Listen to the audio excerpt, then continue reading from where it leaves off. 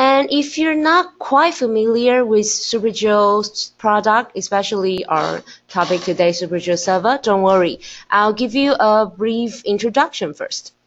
SuperGIS Server is designed for organizations to publish, manage, and distribute GIS services.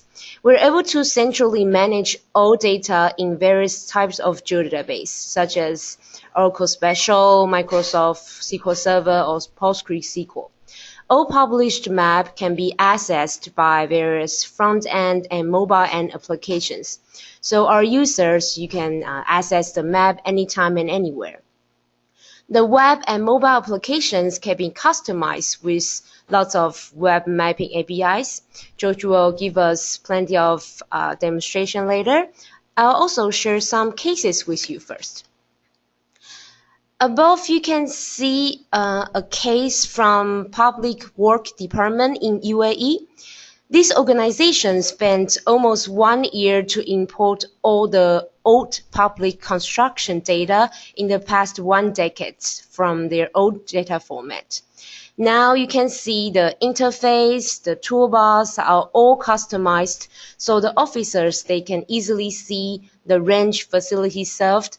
They can even overlay with census data and check the surrounding environment by clicking on the map and share the real-time project update to the related staff in different offices. And the case below is Recanati city government in Italy. They used to have hundreds and thousands of unorganized cadastral data, but after imported this data into SuperGIS server system, you can see the blue numbers here are all digitized cadastral data. And by clicking on the map, the owner of the land and the size of the land and other cadastral information can be displayed clearly and can be shared easily. So now George will give us a case of Feicui Reservoir in Taiwan to show us how to manage natural resources by SuperGIS cross-platform solution. If you have any questions during the webinar, please type in the red box on your right-hand side, or you can just send us an email to staff@supergeotech.com or follow us on Twitter @supergeotech. So now, George, the stage is yours. Okay, thank you, Dave, for your opening. And hi, George. And today's topic is Water the Future. And it's a story about a Feicui Reservoir, which is a water reservoir in northern Taiwan. And the water reservoir has been used and built for over 27 years, and it supplies water for over 5 million people, and including the people in Taiwan's capital. So it is very important for the authorities to try to understand the land use and track the land use changes within the watershed, so that they can prevent the illegal land uses and pollutions and ensure that they have environmental and ecological stability, so as they can achieve the sustainable management. That's what they want to do.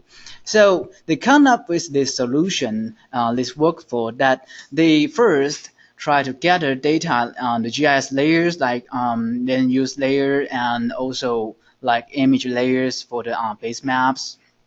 And then they import all the layers and manage all the layers in the SuperGIS desktop, the desktop GIS system.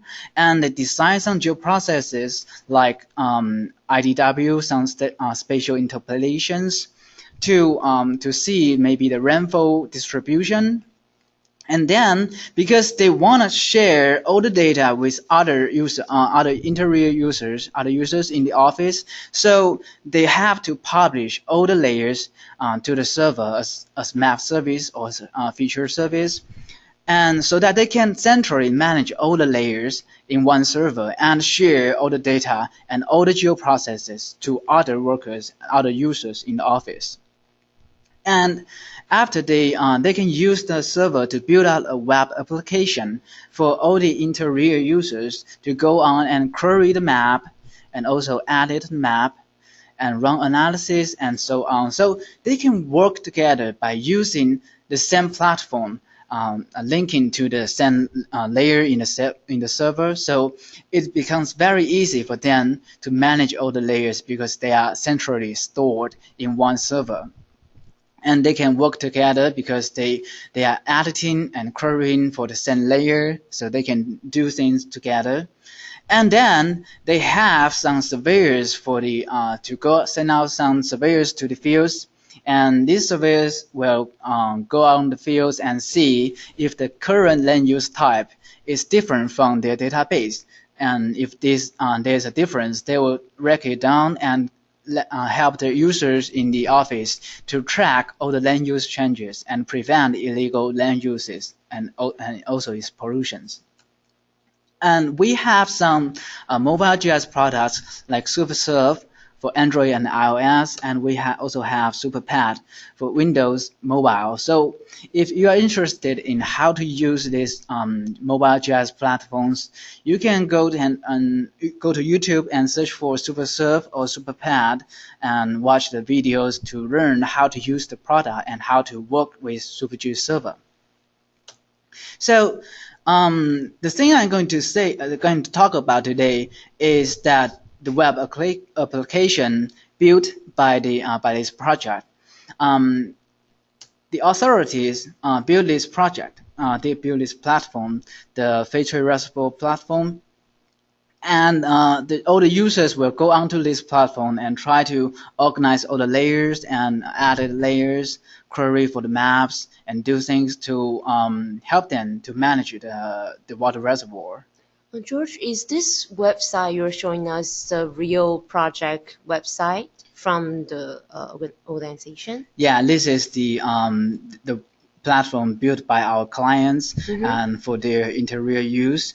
So they have some, here you can see they have some table of contents, help them organize in layers, and they have some tools for querying and editing, and also they can run analysis on this web platform.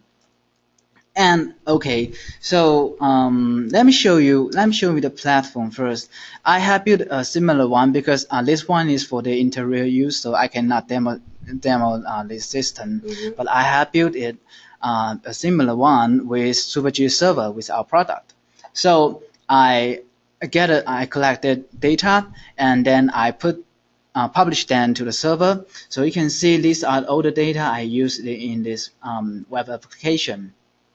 I have some precipitation stations layer and also survey layers, and this layer is for the surveyors to go on the fields and see if the current land use is different from now. And also we have a land use layer, this reference layer for the surveyors to see what is the land use before, and they can see if there's a difference now. And also there are other layers being used as the base map, like the water reservoir area and watershed. So they can use as a special reference for the users to see where this feature is, for example. And also we provide some default tools for querying, like identifying and querying, and also editing the layers.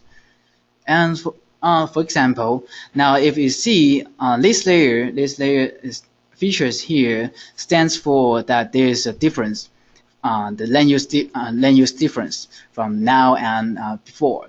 So this land use type is by its legend, we can see it is the dry farming. Yeah, it's dry farming. So we see that this is the current land use now is dry farming. So what is the land use before? Then we can use identify to find the land use before. Okay, so I click here and I can see the land use before here, the land use type is tea tree. So it is used for grow tea trees. Okay, so you can for the interior users, they can use this platform to see what is the difference to keep track for all the land use changes.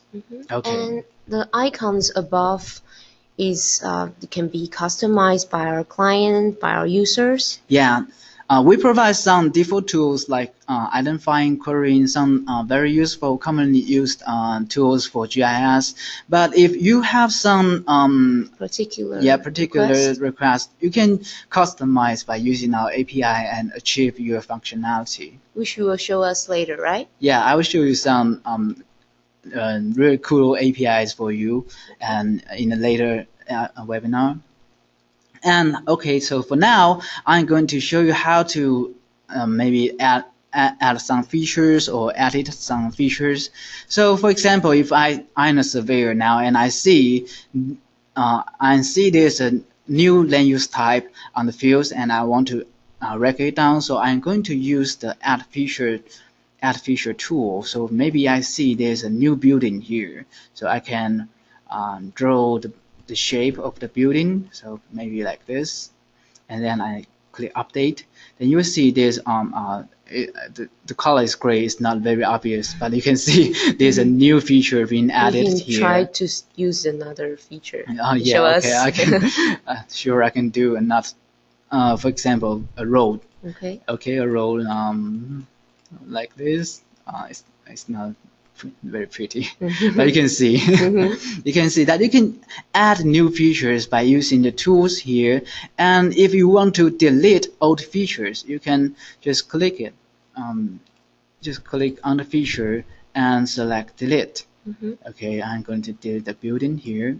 So you can see that all the interior users, they can go to this website, go to this web platform and share the same data and edit, work together on the same data. So it is very easy for them to organize all the layers and manage all the layers. And also the most important thing is that they can keep track for all the land uses and prevent the pollutions that could possibly pollute the water quality. Yeah. So this is what they can do on this web platform. And okay, now let's go back to the presentation. And some of our clients that had asked, give us some questions that when they are building this platform, they have some question for us. So one of them is that why the performance is slow. And as you can see that the demo site I show you, the performance is kind of okay. It's very good, right? So if you find the performance is very slow, so there might be some problem with your server system, or maybe you need some tips. And I will give you some tips after we do a poll first. So let's turn back to Dei and her beautiful voice. Okay, thank you, George, and thank you for your attention. George just showed us a real website application from a real project in Taiwan, and later he will show us more example of APIs and how to publish our services in our next session of the webinar. Now let's take a short break, and please help us do another poll, and we'll come back in 1 minute. Thank you.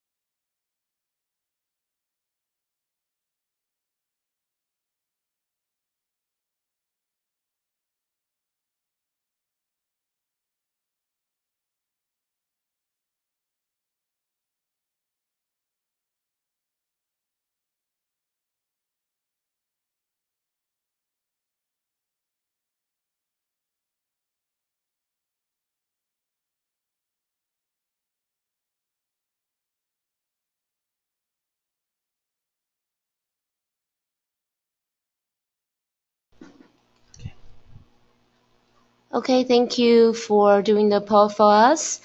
I can see your needs that over 80% of you have the need to publish your own GIS data. George will give us some questions from our clients, and he will also share his professional tips with us to guide us how to resolve these questions in the project. George? Okay, so before the poll, I give you a question that being asked by our clients that they want to know why the performance is very slow. So I'm going to give you some tips about how to improve your system. So now let's have a closer look.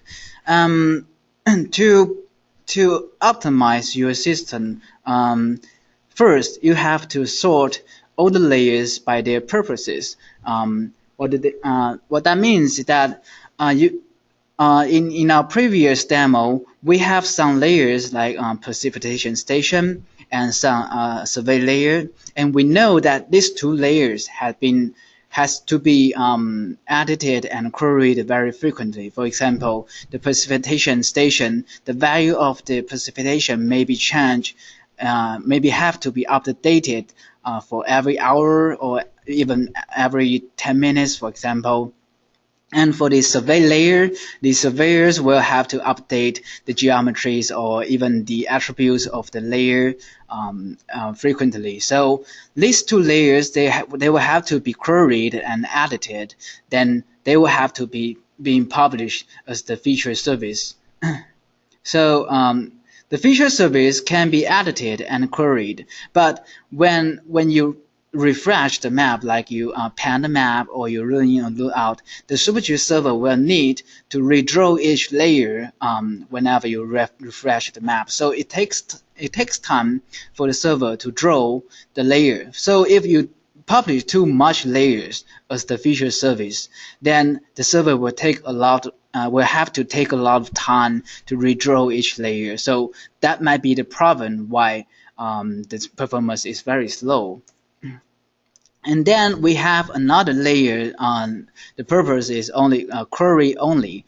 So like the land use layer, it serves as a reference layer for the users to see what is the land use before. So we can publish this layer as a feature and catch service.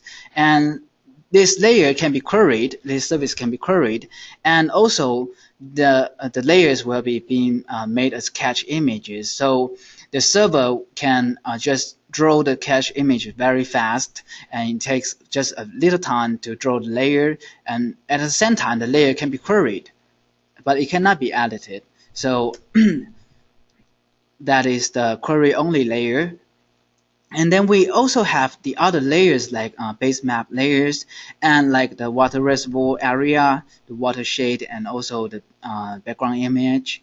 So for these layers, you can publish them as the cache service, and so that you can pre-cache all the map by using maybe SuperGIS desktop, the cache generator to pre-cache the map, and then you publish the map, the cache map to the server, and you will get a better performance of browsing the map. And if you are interested in how to pre-cache the map and publish the cache map to the server, you can go to YouTube and search for publishing a map cache map to server, or you can just go here and find. We'll share this presentation with you after the webinar, and you can go here and watch the video here. It's very easy. And then after you have published all the service to the server, then you can build web application based on different services. For example, we have built up 3 different types of services. We have feature service, and we have feature and cache service, and we also have a cache service. So we built up 3 different services, and we tried to combine all the services into one single website. And that is actually very easy. You can, if you want to know how to do this, you can go to our SGDN. We have some samples showing you how to add different layers or do some customization to the web platform. And now, I'm sorry, I'm going to show the other 2 questions that have been asked by our clients. Oh, I'm sorry. And the other clue question is that, can I update the feature symbol instantly once I update its attribute? And this question is kind of very important because for the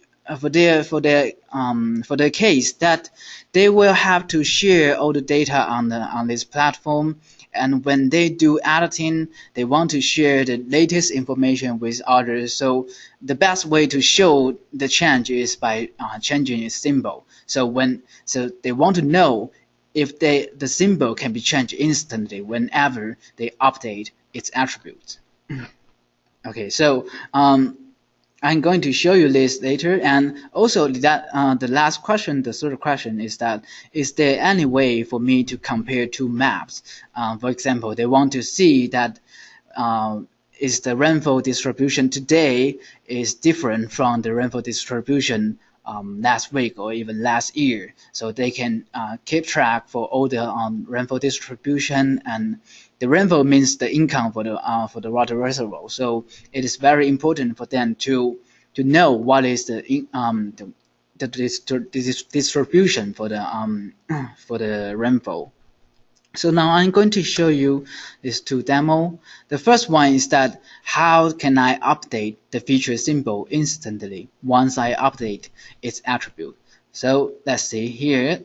We have some symbols here representing the value of the precipitation station. So you can see, as you can see, the red color here stands for high value. So it means there are a lot of rainfall. And the dots on the maps are a rainfall station in this area? Yes, they are the monitoring stations here. Okay. So we have some red colors, green color, and yellow colors standing for different value of the rainfall information. Okay. So now you can see that we have a dashboard here showing the value of each station. So you can see this one is 600, and this one is 500, and this one is 400, and things like that. So now what I'm going to do is that I'm going to change the value of this station. I'm going to change this from 600 to maybe 100. So what will happen is that the color of the symbol of this station will change from red to green. Okay. So that means if the officer they observe that the rainfall distribution in this station, the value is changed, they can change on this website instantly, right? Yes, yes. So they can share this information instantly with others. Mm-hmm. Okay. So what I'm going to do now is to edit its information, and this is its attribute, and we see the value now, the rainfall value now is 600. So mm-hmm. Now I'm going to change it from 600 to 100, and I click update. So you see the color becomes green, and the value here is being successfully being changed to 100. So the people all the users, they can see this change instantly when I update the value. Mm-hmm. So the officers, they can better manage all the water resources in their area and share the real-time information with others. Mm-hmm. Okay, so and the other question is that, is there any way for the users to compare two different maps? So this we have a swiper for them to observe different maps at a single location. Mm-hmm. So, for example, here the maps here, the blue color represents for the distribution of the rainfall. The darker the color means there are more rainfall. So as you can see here that it seems that rainfall now is kind of evenly distributed, mm-hmm. but maybe let's see what is the distribution last week. Okay, we can see that, okay, there's a really white color here, a group of white color here means mm-hmm. that the rainfall distribution is kind of unevenly distributed, and there are less rainfall here and more rainfall here. It's centrally like centered in the left hand side, right? Yeah, mm-hmm. It's like a hole here. There's no rainfall here, mm-hmm. but lots of rainfall here. Mm-hmm. And so for the officers, they can try to understand or just try to see what is the distribution of the rainfall, and maybe they can and try to make some strategy for gathering the water. Okay, so this is a swiper for them to observe the differences between two different maps, and this is called the LayerSwipe. And I'm going to show you how to use this by using the APIs to build up some customization like the feature layer or this dashboard-like interface, and also the LayerSwipe. So Okay. our users, they can use these functions in their own project. Yeah, they can include this API to their project, and they can use these tools, very cool visualization to show their data. So the API I had used here is dynamically render map, and also the gauge display, and also a LayerSwipe to compare different maps, different patterns. So how to build up a class break render, and I have shown you the codes here. The first thing you have to do is to create some class breaks. For example, you can break the color into 3 different classes, like 0 to 300, 301, and to 450, and also for above 451.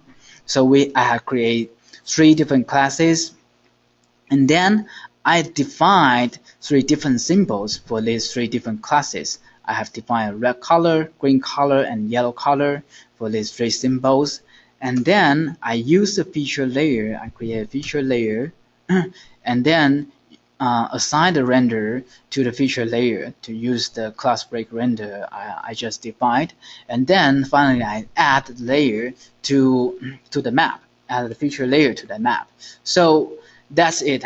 How easy it is to create a feature layer and the render. So you can go to SGDN again. You can go to SGDN and see how this template works and how you can use it in your own project.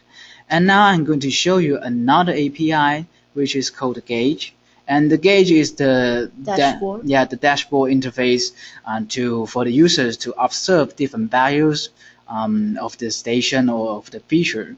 So this one is kind of easy. All you have to do is to first define some parameters like the layer you are about to use, the max data value, like 600, and also the data field you are going to show.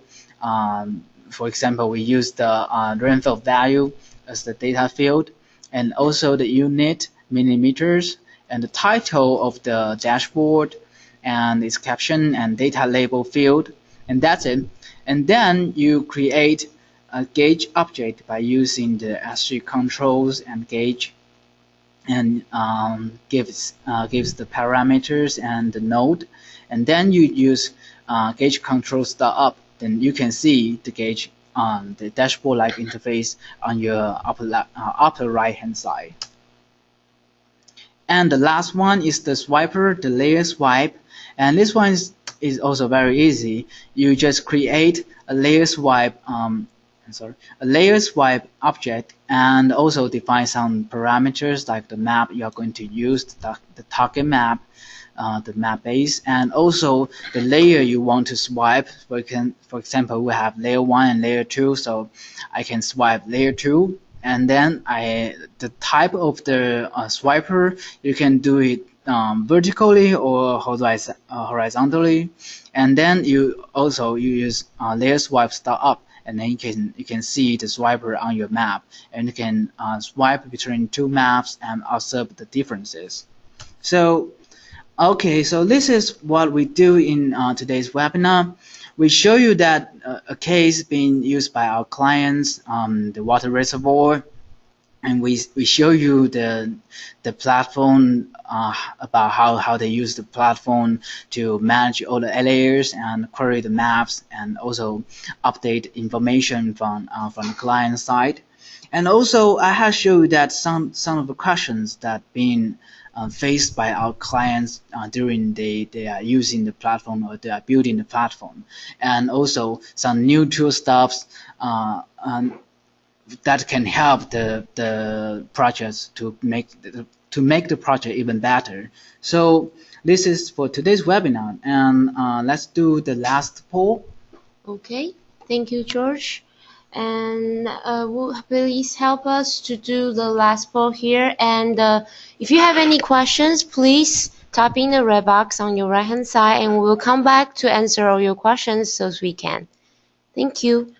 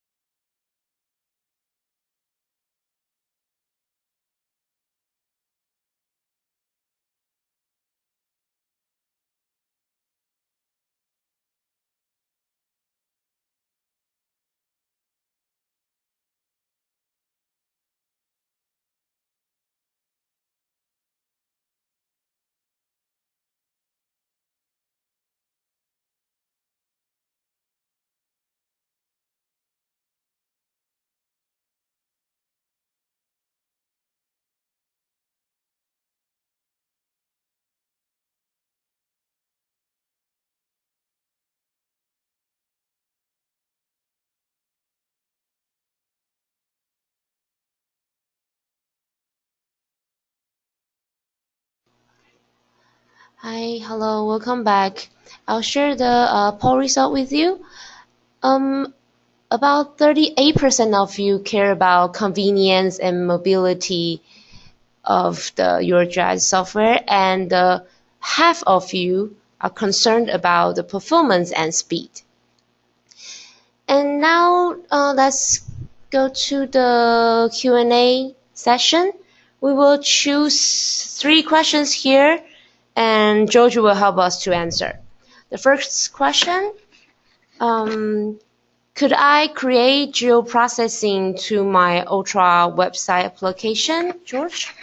Okay, yes, you can create geoprocess as I mentioned earlier in the platform, in the webinar. And to create a geoprocess, you have to design a geoprocess in the SuperGIS desktop, and then you publish the project to the server, as long also with all your layers to the server. And also when you are using, okay, I'm going to show you how to do this by using the server manager. My server manager is here. So now I'm going to show you how to publish a service with geoprocess. Okay, so now I had already created one here that has a geoprocess.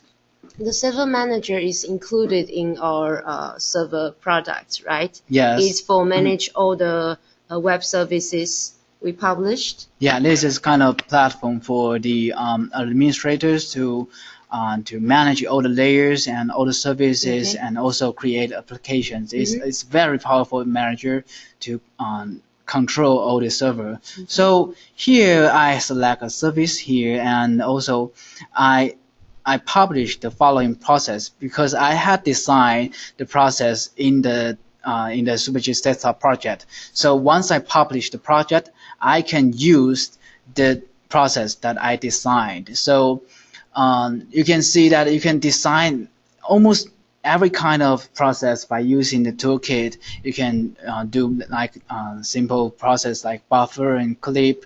Also, you can design some complex process like inverse distance weight or other special interpolation processes. So it can help you to do a lot of geoprocessing and complex analysis. Yeah, so this is how you publish the geoprocess by using the server manager. Okay, thank you. And the second question is, can I publish OGC service or Yeah. other web application? Yes, of course. We have some OGC standards like here. You can publish OGC services. We have, okay, and for example, this one. Then we have WNS, WFS, WCS, and WNTS. So we have these 4 kinds of OGC standards.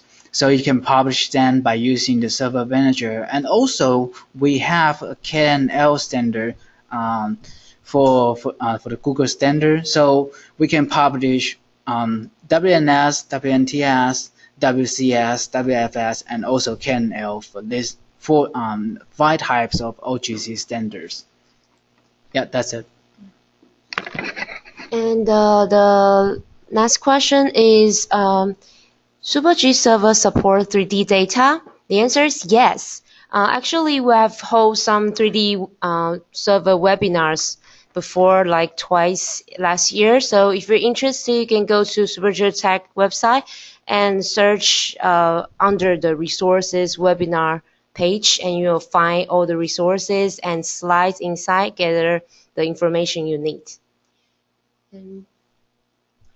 And the final question, is there any way I can instantly update the data from the mobile devices? Yes. As I mentioned before, that we have a video showing how to use the mobile GIS, our mobile GIS product with SuperGIS Server. So like we have SuperServe for Android, iOS, and also SuperPad.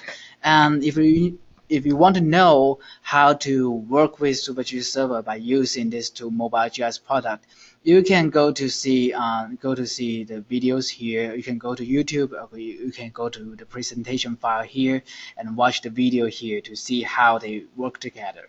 Actually, SuperServe is our unique app product for Android and iOS platform. So if you have your smartphone with you right now or your tablet, you can find it, the SuperServe, in Google Play or Apple Store. Maybe you can try it now.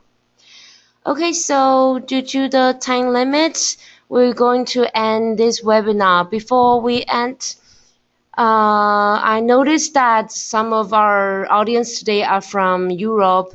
So if you're going to GWF in Lisbon in the end of May, please come back to SuperGeo Booth 41 to meet us. Okay, thank you for joining us today. Okay, thank you for staying. See you next time. Okay, you guys are awesome. Bye-bye. Goodbye.